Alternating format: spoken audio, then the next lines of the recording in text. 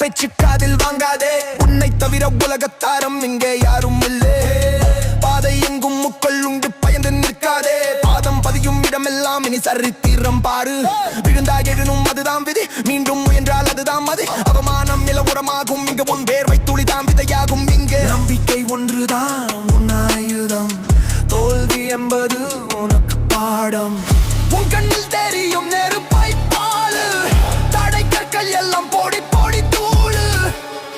யார் என்ன சொன்னாலும் எது வந்து நின்னாலும் உன் இலக்கு ஒன்றுதான், உன் பயணம் வெல்லும் தான்.